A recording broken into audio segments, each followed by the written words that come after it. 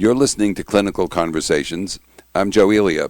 The New England Journal of Medicine has just released the eagerly awaited full results of the SPRINT trial, which was stopped early when, about two-thirds of the way into a planned 5-year follow-up, the Trial Safety and Monitoring Board found results favoring aggressive blood pressure control in non-diabetics.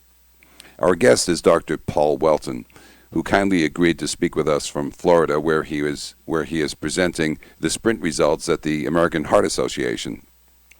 Dr. Whelton is the chair of Global Public Health at Tulane University School of Public Health and Tropical Medicine. Welcome to Clinical Conversations, Dr. Whelton. Thank you, Joe. It's great to be on. SPRINT randomized about 9,300 people with hypertension, a systolic pressure of 130 or more, and who were at increased cardiovascular risk to either a treatment target of under 140 systolic or under 120, which you defined as intensive treatment. Diabetics were excluded. Tell us briefly what you found. Well, I should mention, too, they were all over the age of 50. Okay. So, when you look at the baseline characteristics, we looked at Framingham 10-year score, over 20%. So this is a high-risk group of individuals with the characteristics you mentioned. Okay. As you mentioned, the Data and Safety Monitoring Board recommended that the results should be disclosed much earlier than any of us were expecting. And what we found was really quite interesting. The blood pressure is separated very well, very quickly. By year one, we had about a 15-millimeter difference in systolic pressure, and that delta was maintained pretty much throughout follow-up. What was apparent when the study was stopped was that the events that we were looking at were much less common in the intensive group. So the primary outcome that we were looking at was a composite of cardiovascular disease events. There was a mix of myocardial infarction, acute coronary syndrome that didn't actually evolve to myocardial infarction, stroke, acute decompensated heart failure, and cardiovascular disease death. And that was about 25% less common in the intensive treatment group, and the difference was getting progressively wider. We started to see the difference occur at about a year. It got progressively wider over time. The number needed to treat to prevent one such event was 61, which is actually relatively low. Yeah. All of the components of that composite went in the right direction. The big reductions were in heart failure and cardiovascular disease death. Uh-huh. And then looking at all-cause mortality, which is, of course, a pretty powerful outcome, again, same sort of thing. We didn't see the separation occur till about 2 years, but it got progressively wider, and overall about a 27% reduction, highly statistically significant. Numbers needed to treat here were 90. We looked at a number of predefined or pre-stated subgroups of special interest, and I think, clinicians would be especially interested in the older participants in there, so the over 75s. The over 75s versus the youngers, those who had versus didn't have chronic kidney disease at baseline, men versus women, African Americans versus non-African Americans, prior CVD, no prior CVD, and then tertiles of blood pressure. All those comparisons really showed no difference in the treatment effect. So that was, very interesting. Yeah. We did see some, always looking on the positive side of the ledger and the negative side of the ledger. And on the renal disease side, we didn't see anything for our primary outcome, that is, for the people who had chronic kidney disease at entry. There didn't seem to be any differences in the renal outcome. For those who didn't have it, their albumin didn't change. Albumin-creatinine ratio didn't change, but the incidence of a reduction in estimated GFR of 30% or more was higher in the intensive treatment group. So these were, so these were people who started out with no chronic kidney disease. No kidney disease. But and I don't No, I don't know what that means. It may well be just the physiologic effect of medicines that lower blood pressure in that setting. We've seen that in previous trials, and what you've seen is when you stop the drugs, the GFR comes back up. I can't say that for sure. There were some other adverse effects, laboratory measures, not a big surprise. Hyponatremia, hypokalemia, hyperkalemia, all more common in the intensive treatment group. You'd expect that with more drugs. Orthostatic hypertension was really surprising. It was more common in the standard group than the intensive group, and I can't tell you why, but that's the way it was. Yeah. Now, when we look at so-called serious adverse events, or SAEs, that would be something associated with fatal life-threatening events resulting in significant or persistent disability requiring or prolonging a hospitalization or judged by the physician to be an important medical event. We looked at specific conditions of interest, that we're sort of on the lookout for. Hypertension, syncope with an SAE were more common in the intensive group, but injurious falls, which is what you might be worried about with those two happenings, were no different between the two groups. Bradycardia was no different. Acute kidney injury or acute renal failure reported on an admission or in the discharge, more common in the intensive group compared to standard. Again, I don't know what that means in the long term, and that's something, of course, we'll be looking at in a lot of detail, whether that's just the same sort of thing that you see with a reduction in GFR and it comes back, or it's something more concern. I don't know, but I think based on what we've seen, when you look at the ledger, those positive outcomes of reduction in all-cause mortality and reduction in the primary event are very powerful. And serious adverse events, while very important and we should monitor them, I think they would be of lesser consequences. Yeah. So, well, in the paper's discussion, you write that comparisons with the Accord trial are inevitable, and so let's talk about the inevitable. Accord found that there was a higher risk of adverse outcomes with strict glucose and blood pressure control. Can you talk a bit about the differences between the trials? Yeah, they share a lot of similarities. In fact, we borrowed a lot from Accord. All of the sort of blood pressure intervention was based on Accord. But they're different in a number of key areas, too. Sprint's about double the sample size. We met our event rates. Of course, Accord, unfortunately for the investigators, the event rate they got in the standard arm was only about half of what they were expecting. So we were actually in very good shape for statistical power. When you look at Sprint and its primary outcome, it didn't show a reduction, but the confidence interval was very wide because it was underpowered. So could have been. I'm sorry.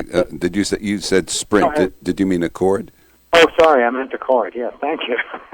So the Accord confidence interval was very wide, and there could have been a benefit as much as 27% on Accord, which makes it consistent, at least, with the results that we saw in Sprint. And Accord, as you mentioned, the outcomes were slightly different, but that's not a huge issue. A bigger issue is a factorial design, and so it's blood pressure in the context of a glycemia intervention, right. And that does make it a little complicated. So, you have to say, is there something fundamentally different about diabetics and non-diabetics? Every hypertension treatment trial that we've had, except Accord, has tended to show the pattern for reduction in events is about the same in diabetics as non-diabetics. So I don't know for sure, but I'm guessing a lot of clinicians will say we didn't study diabetics, but they might stretch to think that the same sort of benefits could occur in diabetics. Well, I mean, might it be a conservative reading that both trials were right in the sense that clinicians should avoid strict blood pressure control in diabetics, but pursue strict control in other patients. Is that is that a too generous reading? I think, when you do the clinical trials, they're artificial. You set them up very carefully to answer the question at hand. So you hopefully have good internal validity. Yeah. Something trials don't have is very good external validity or generalizability. So we're always struggling with that one, and we can't do trials in everyone. So I think that question with diabetics is going to be a bit muddy. Some people are going to come to the conclusion that it's probably reasonable to generalize the experience to diabetics. Others are going to say, no, not yet. But, that's where clinical judgment comes into play. I have seen a paper that took your entry criteria for Sprint and looked at NHANES data and estimated that somewhere between call it 8% of the U.S. Adult population meets those criteria. Which is to say, they've got systolic blood pressure of 130 or more, and they are at, as you had defined it, higher risk of cardiovascular events. So that means somewhere between 15 and 18 million people in the U.S. would be would qualify for aggressive blood pressure goals.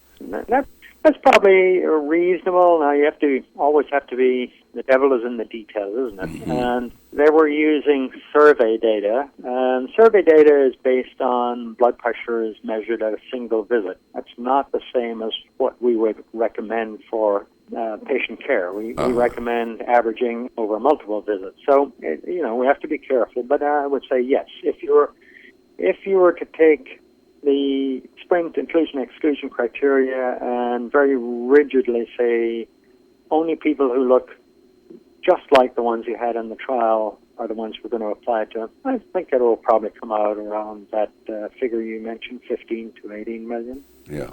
Huh. I think it's usually then you're going to the next and saying, can I do a trial in everybody? And can I generalize to others who, strictly speaking, weren't the types that were recommended in the trial? And, there's a range from saying, yeah, that's close enough to the kind of person who's in the trial, to the other end of the extreme where you say, well, that's not at all like the person in the trial. So if we get to young people at low risk, we say that's not at all like the people you were looking at in Sprint. Yeah. On the other hand, if we got to, say, somebody who was 49 but had chronic kidney disease, maybe some other indicator of this, you say, well, they strictly weren't in the trial, but they're probably pretty like the people you studied. So yeah, it is that good clinical judgment that comes into play. And it sounds like this is going to be one of those instances proving that patients and their clinicians have to discuss approaches carefully before starting or changing treatments. I think so. And the other thing, Joe, that I would point out that I think is really important is we need to be careful that what we studied in Sprint was randomizing to a target. Mm-hmm. So we randomized to a target of 120, but as I may or may not have mentioned, in that intensive treatment group, the average blood pressure during follow-up was 121. Yep. And if you think about the range around the average, that means roughly 50% were consistently, more or less below 120, but roughly 50% weren't. So our target is not the same as a performance measure where you say everybody should be below, 120. In fact, our current standard of care right now, really in many settings, is to try to look for all or a very high percentage of people being below 140 systolic. And that's probably going to come fairly close to our target in Sprint. I think it's really important that anyone who's developing performance measures doesn't just take that 120 and say now 100% of people has to be below 120 because sprint proved it. We didn't prove that. Okay. We proved, I hope, that going to a target Let's is better. Let's hope those people are listening. Yeah. So I hope so too. Our clinicians are going to be really mad with us. I know. What are you recommending to your colleagues at Tulane? Should they be changing their behaviors, or do you think more analysis is needed before these things show up in the guidelines? Well, I think people are going to use good clinical judgment. I think as well, most of us like to get the data out as quickly as we can and as completely as we can, and then let people think about it. And we'd like to think we're impartial scientists and we've protected the analysis and the conduct of the trial from our own personal feelings. But it's good to have some independent people look at it too, and things usually settle out over a period of time. I'm actually chairing the American College of Cardiology and American Heart Association blood pressure guidelines. We are anticipating that they'll come out next year.